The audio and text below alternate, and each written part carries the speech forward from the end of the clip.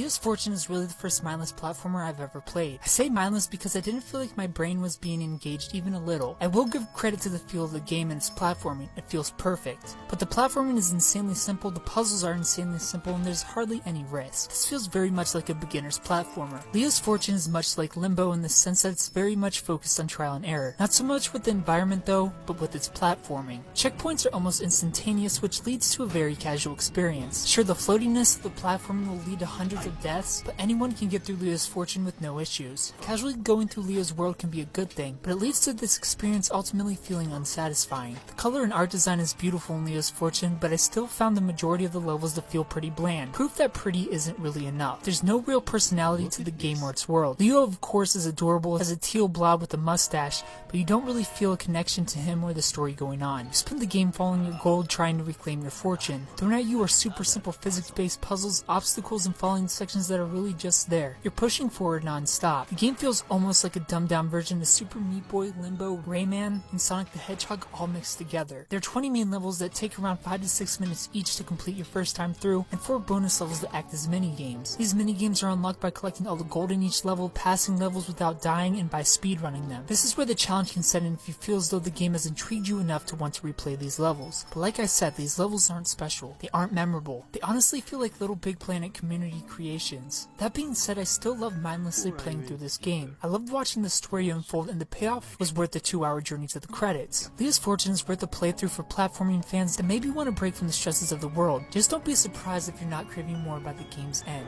For what it is, a 2D platformer, 7 out of 10. And as an overall game, 7 out of 10 if you